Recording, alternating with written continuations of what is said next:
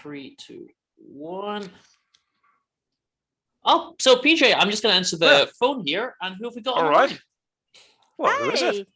This is Leah Holbrook Sackett. Oh my God! Hi, Leah. that's a crazy coincidence. We were just talking, like, I don't know how. Yeah, we're just talking about you. That's amazing.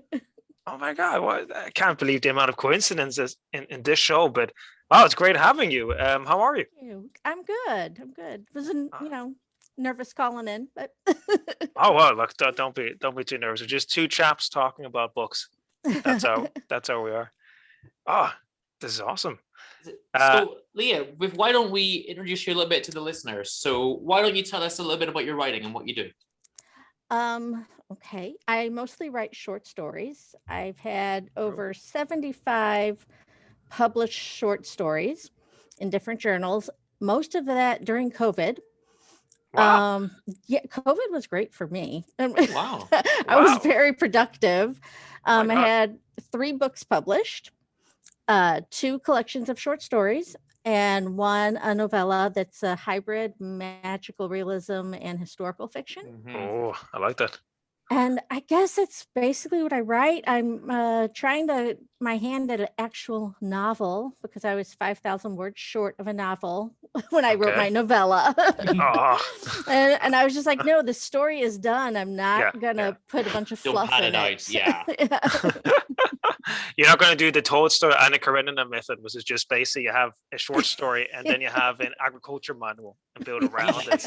Yes, we always joke about Anna Karenina. It's about 50 pages of novel, 700 pages of farming manual, Yeah, I didn't want to do that. I wanted to write something people might want to read, not what they have to read because it was assigned. No, I get it. Oh, awesome. And hold on a second, did you write most of that during COVID? Like a great majority of those? My first book that was published, I wrote that during my MFA. Okay, yes. That was my dissertation. I just didn't publish it till last summer. Okay, And and I had time suddenly. Yeah. And then everything else I wrote during COVID. Yeah. Wow, that's incredible. I mean, I had looked on your site, and obviously there's a huge amount, as you say, over 70 stories. But I had assumed that you'd done that over a decade or something, not all of it in the last year. Wow. Yeah. Wow, that's insane. Yeah, it's just like a fountain. I don't know. In fact, I have 2 novels I'm working on, and then I got an idea the other day for another novel, and I was almost like, "Oh no!" Oh, but that's awesome. So, and you're still in this creative flow. It's not stopping. It keeps on coming. And what made you? Can you pinpoint it? What made you so inspired? Was it just as COVID started? Was it the lockdown that you were kind of locked in your room and you had to write, or what was it? Well, yeah, kind of. There was nothing else to do. And there was nothing else for me to let it make excuses that I had to do this or I had to do that. I had nothing, Wow. But also I have an illness and I had been sick the past several years. Okay. So I didn't get really anything out during that time frame, and I'm healthy now. And so now it's just like I'm just taking advantage of that, and now's the time to go for it. Yeah. Inspiring. Wow, that's great. Congratulations on getting so much stuff done. And I love the blend of magical realism and historical. What was it? Historical fiction. Yeah. Okay. Yeah, so I was reading about Raising Saint Elizabeth, PJ, and there's a lot of different vibes in there. You've got the realism, you got the fiction, some Rumpelstiltskin stuff going on. Yes. I was surprised to see that it is only a novella because it sounds like there's a lot of different ideas in there. Yeah, I'm pretty tight with my words because I write short stories. So I think that's how I could take so much and just condense it into a very solid piece.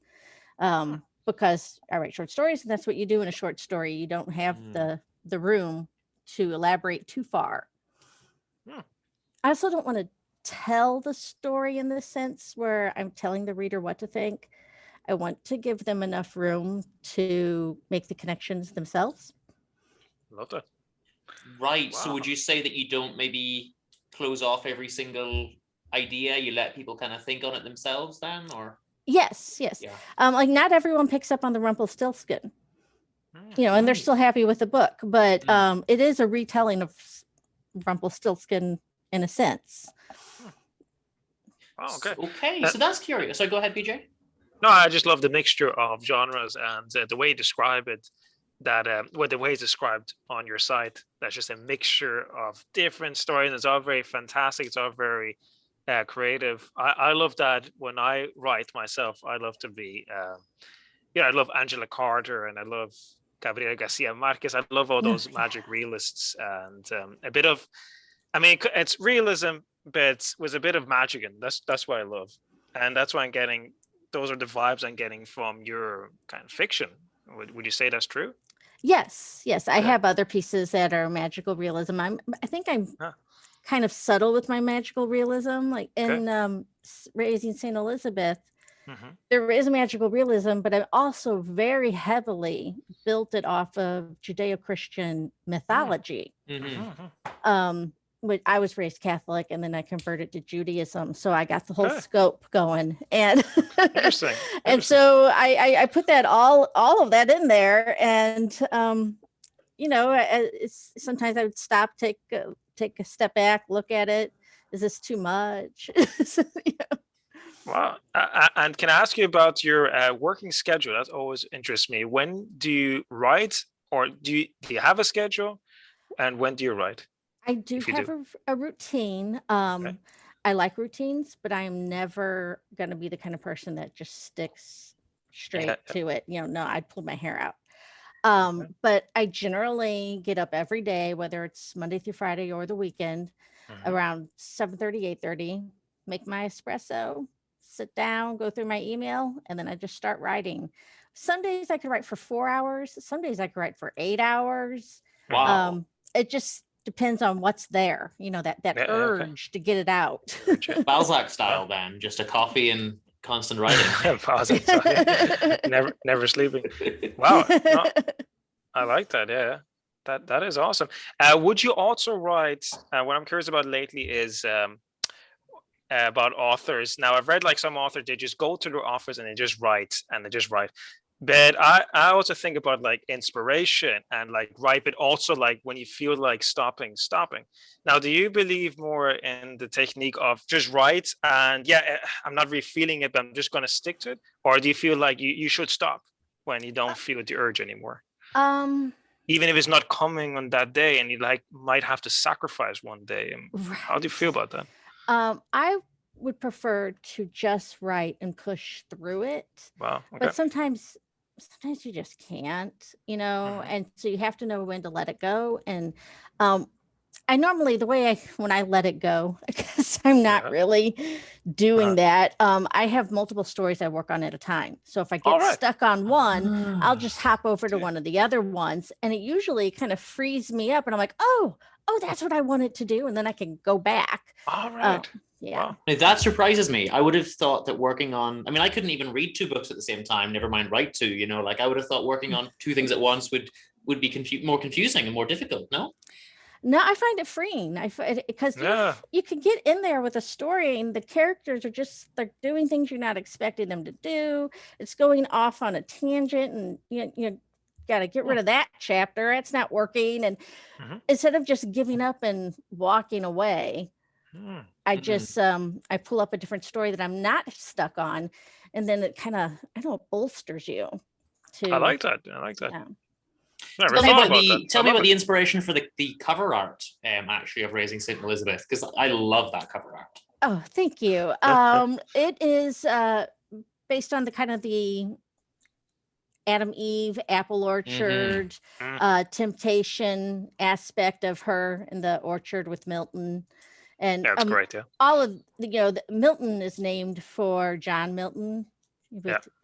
And like I said, there's a lot of Judeo-Christian mythology built in there with names of characters and what they do. And I don't know, but I don't give too much away. I don't know. Yeah, sure. And you're talking about the 7 deadly sins. So that's like the first. That's like the first sin. Sure, that's what broke Adam and Eve's innocent relationship. I love it. And do you? Because we were just talking about the other month about We were just talking about Christopher Marlowe's Dr. Faustus, and I'm not sure if you ever read it. So no, I haven't. Well, it's a great play about sin, basically, and about the devil. It just reminds me a bit of probably not like your novel at all, novella, but it's basically the 7 deadly sins. They're personified, and basically they're just it's a great sort of metaphorical story about a man who sells his soul to the devil. That sounds great. I think it would be interesting for you. So I like that idea that you talk about, about these stories that are based on Judeo-Christian beliefs and mythology, and that you're giving it a new kind of perspective, perhaps, or just a retelling. Because that's always, I find those stories very interesting, but the language is often so archaic. It's so old-fashioned. Yeah. You just need to redo it, or maybe giving it. I love when they give it a feminist perspective, like Angela Carter did, or something like that. I know that's also great. Yeah, I was Raising St. Elizabeth started just as a short story, the first chapter. Okay. And I got the idea. I was at a poetry reading, and they were reading something, and they were saying St. John, which in America we could say St. John. And I was like, how does somebody get a name like that? That's, and I thought, I wonder if there's a female equivalent. And so I had the idea of naming a character Saint, Saint Elizabeth is what I chose. And I thought, what kind of life would you lead with a name like that? That is really how it all got started. Wow. And then at one point, I don't know, I was turning it into a Romeo and Juliet love affair thing. And I'm like, I don't like this, where this is going. So I had to cut the story in half. I probably would have had a novel, cut the story in half and focus. I didn't want her to be saved by a man. Right. Good. I like that. Yeah. It's cool. She had to be her own hero. I mean, she had support, but she had to be her own hero. Oh, I love that. Yeah. It's what you need, especially for, the kids. And we're talking about not just the kids, but women nowadays. They just you need to switch it around a bit. You can't have the Romeo saving.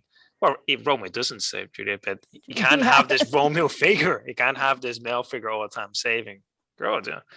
Save yourself first. Yeah. Yeah. And let's quickly touch on the other 2 releases that you had. So that's Swimming Middle River, and I love the name of this, White Knight Escort Service. Thank you. And again, the artwork for this is brilliant. So cool titles. Those are great titles. So the White Knight Escort Service, I mean, because that touches in with what we were kind of talking about a moment ago, but is that more your traditional, is this a White Knight savior type vibe? Yes. And it's Tennille's drawings there of Alice and the White Knight. I'm a big Alice fan. I belong to the Lewis Carroll North America Society.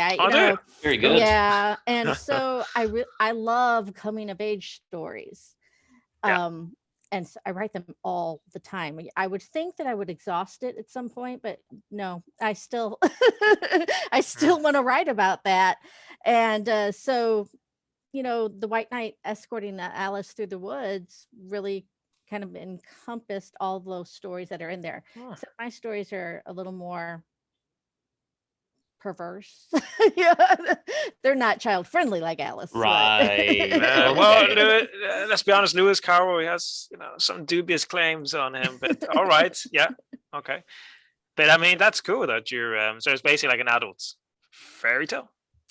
Yeah, it's stories for adults for sure, but awesome. It's usually the main character in all those stories is a child trying to grapple with an adult world. Right. And I don't know why I am so drawn to that, but I am. And I'm not in my office right now. My husband took over the office during COVID. And so the whole office is done in Alice. And I have Alice in the dining room where I'm at, and the kitchen and the bedroom. Okay. Yeah. So that was a fun one to do. Well, let me ask you something, because you've been doing a massive amount of writing, obviously during the COVID pandemic. Have you had a chance to do much reading? Not as much as I normally would. Yeah. And I thought, I got to read. I have to read because I'm writing. but I guess I've done so much reading up to this point that it kind of had carried me. But I am back to reading. Cool. And what's the last book you've read, or what are you working on at the moment? Right now, I'm reading Station 11. Oh, okay. And it's a dystopic world where the world was hit with a pandemic, and what the aftermath of that is like. And I'm like, wow, did this person write this during COVID? Wow, okay. I love dystopia. Are you enjoying it? I am enjoying it. Before that, I read The Woman in the Window, which was about an agoraphobe psychologist. Ah, okay, cool. Yeah. Okay, wow, okay. And well, I love a bit of dystopia. We both love dystopia, yeah. We're thinking about maybe in the future doing a dystopia, themed episode specifically. Fun. Yeah. One of my new novels is dystopia. Oh, really? Oh, yeah. One that you're working on at the moment? Yeah, it's big. It's going to take a while. I just have to, just be okay with that. Wow. It's eugenics and euthanasia and big pharma and life insurance and health insurance and everything. Yeah. Well, do you have a favorite dystopian novel? You took the words right out of my mouth, PJ. Yeah, I don't know. I guess I would have to say 1984. Yes. It's a classic, yeah. When he came up with Ingsoc, the language and all that, I'm like, I know, that's insane, right? He predicted texting. Yep. I'm like, that's amazing. It's so good.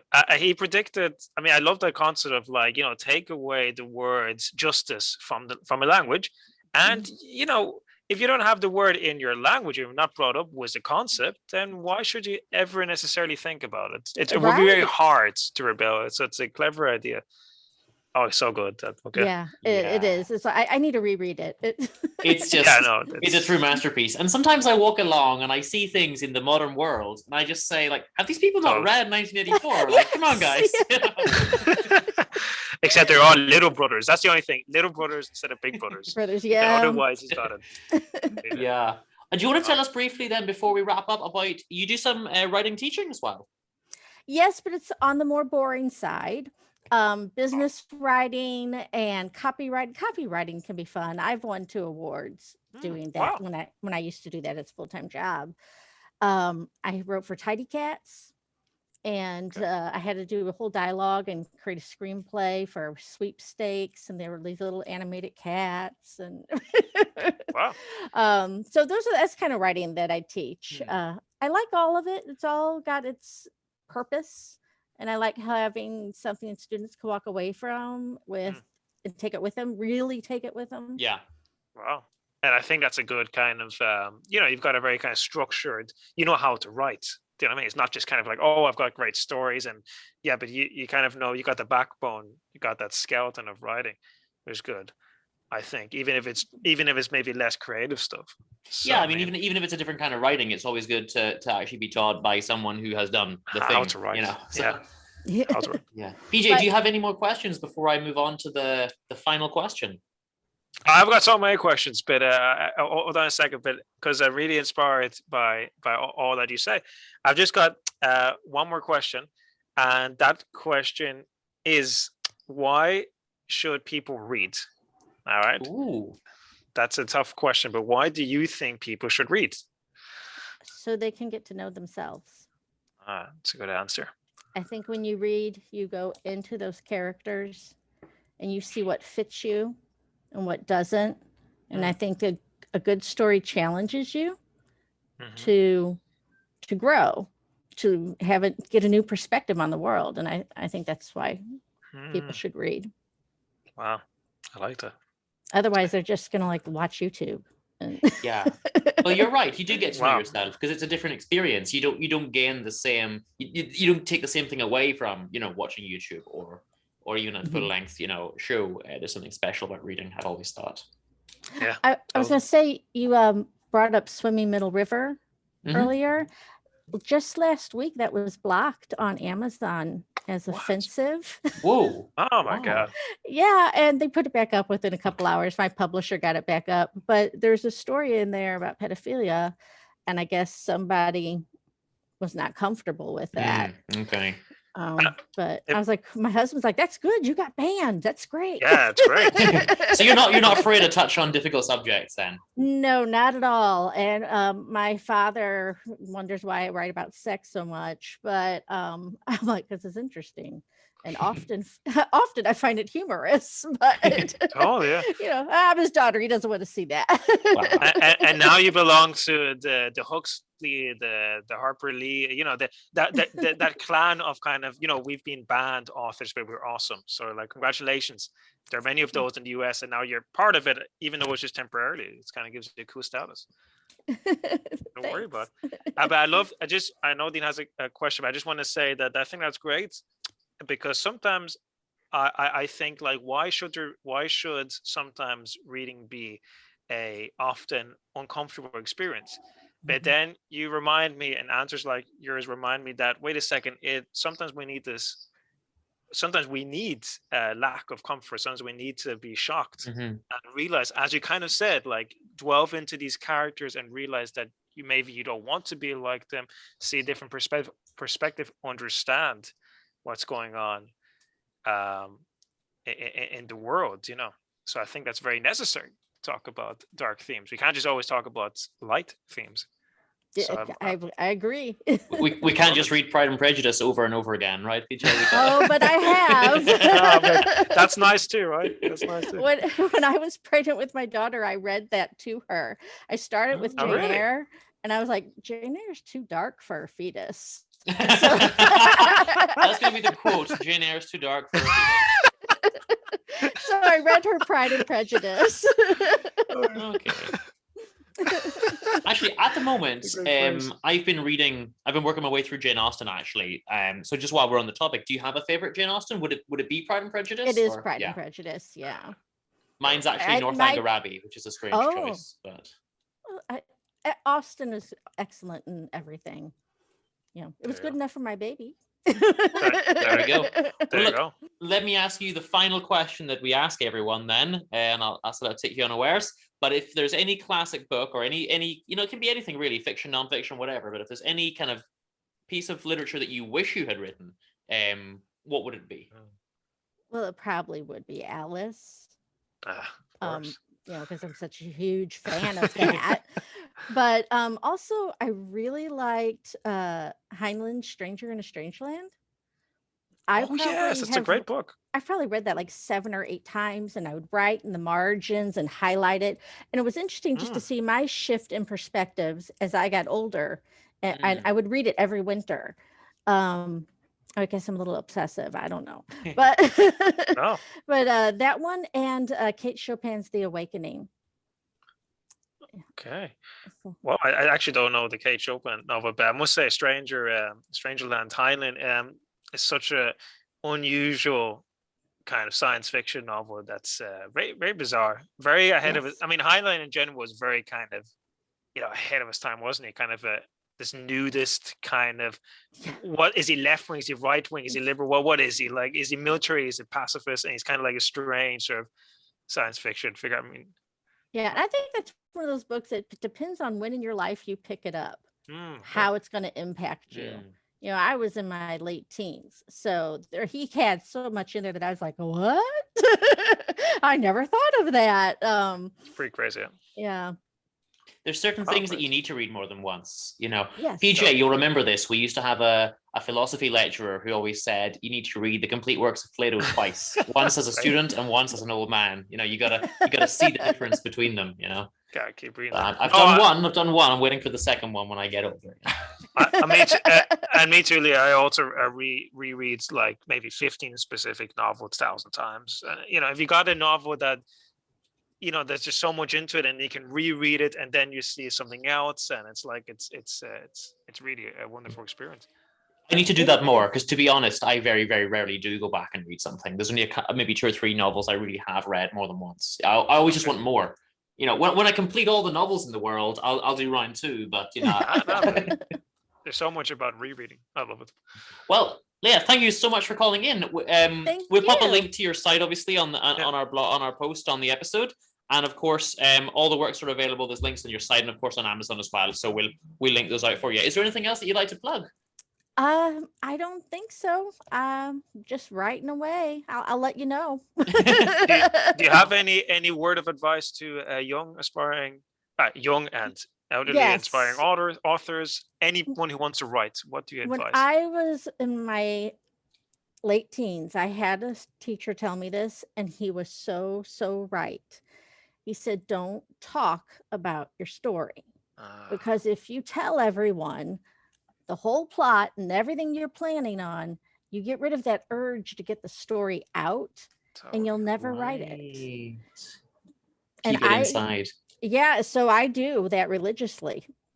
I totally agree with you there. I also do that actually with my writing. Don't tell anyone. It's not the same anymore. Don't tell anyone. It is. I don't know why, but yeah, it's true. Yeah, totally. Fair enough. Well, Leah, thank you so much for calling in, and I hope that you have a great afternoon. It was lovely talking to you. Thank you. It's awesome. Good luck with your writing. Can't wait to read it. And be like, thank you. Yeah. Nice meeting you. Bye. Okay.